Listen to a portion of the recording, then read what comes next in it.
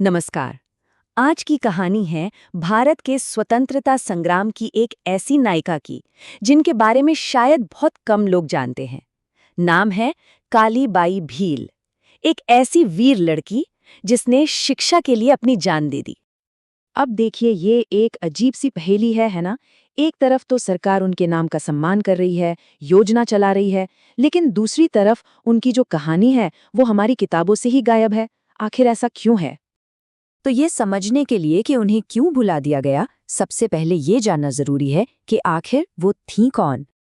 जैसा मैंने कहा, सरकारी पहचान तो है, ये योजना आज भी चलती है, लेकिन उनका जो महान बलिदान था वो कहानी आम लोगों तक पहुंची ही नहीं। और यही वो सवाल है जो आज भी कई शिक्षाविदों और उनके समुदाय के लोगों को परेशान करता है। एक ऐसी चुप्पी है ये जिसके पीछे कई गहरे जवाब छुपे हो सकते हैं। तो चलिए उनकी कहानी को समझने के लिए थोड़ा पीछे चलते हैं, उस दौर में जब पढ़ना लिखना ही एक तरह का विद्रोह माना जाता था। उस वक्त डूंगरपुर के जो स्थानीय महारावल थे और जो ब्रिटिश अधिकारी थे, उन्हें स्कूल अपनी सत्ता के लिए एक बहुत बड़ा खतरा लगते थे। उन्हें लगता था कि अगर आदिवासी पढ़ लिख गए तो वो अपने अधिकारों की मांग करने लगेंगे। तो ये सिर्फ स्कूल बंद करने की बात नहीं थी, ये असल में एक पूरे समुदाय के हौसले को, उनकी आत्मा को कुचलने की एक सोची समझी साजिश थी। लेकिन रास्तापाल नाम के एक छोटे से गांव में दो टीचरों ने इस हुक्म को मानने से साफ इनकार कर दिया। और फिर जो हुआ वो बहुत तेजी से हुआ। कुछ ही दिनों के अंदर एक स्कूल को बचाने की ये कोशिश एक भयानक त्रासदी में बदल गई, हिंसा और मौत में। जब पुलिस सेंगा भाई को बेरहमी से घसीट रही थी, तब सीन पर एंट्री होती है एक ऐसे हीरो की जिसकी किसी ने कल्पना भी नहीं की थी। वो उसी स्कूल में पढ़ती थी जिसे बंद किया जा रहा था, और उस दिन वो बस खेतों से अपना काम करके लौट रही थी। जब पुलिस ऑफिसर ने चिल्लाकर धमकी दी कि जो भी स्कूल चलाएगा उसे गोली मार दी जाएगी, तो इस 13 साल की लड़की ने निडर होकर जवाब दिया। सोचिए उस एक पल के बारे में। उस लड़की ने वो कर दिखाया जो वहां खड़ी पूरी डरी सहमी भीड़ में से कोई भी बड़ा आदमी करने की हिम्मत नहीं जुटा पाया।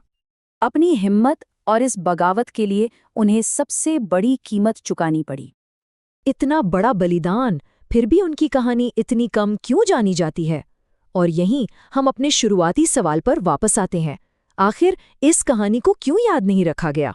इतिहासकार डॉक्टर श्रीकृष्ण जुगनू हमारे स्कूल के सिलेबस में एक बहुत ही अजीब सी बात की तरफ इशारा करते हैं। हमें दुनिया भर के संघर्षों के बारे में तो पढ़ाया जाता है, लेकिन हम अपने ही हीरो, अपनी ही जमीन की कहानियों को भूल जाते हैं। तो कालीबाई की कहानी का मिटना ये कोई हादसा नहीं था, ये एक चुनाव था। ये इस बात को दिखाता है कि इतिहास कौन लिखता है और किसके नजरिए से लिखा जाता है। उनकी कहानी हमें बताती है कि आज़ादी की लड़ाई सिर्फ कुछ बड़े नामों ने नहीं लड़ी थी, ये आम लोगों की लड़ाई थी, खासकर उन समुदायों की जिन्हें हमेशा हाशिए पर रखा गया। और सबसे दुख की बात जानते हैं क्या है? उनका ये बलिदान भारत की आज़ादी से सिर्फ 2 महीने पहले हुआ। वो उस आज़ादी की दहलीज पर खड़ी थीं जिसके लिए उन्होंने इतनी बहादुरी से संघर्ष किया, पर वो उस आज़ादी का सवेरा कभी देख नहीं पाईं। तो आखिर में बात यहीं आकर रुकती है। कालीबाई जैसी कहानियों को याद करना सिर्फ इतिहास को जानना नहीं है, ये इस सोच को बदलना है कि हीरो कौन होता है और हमारे इतिहास को बनाने वाले असली लोग कौन हैं। ये हमें सोचने पर मजबूर करता है कि हम किसे याद रखते हैं और किसे जानबूझकर भूल जाते हैं।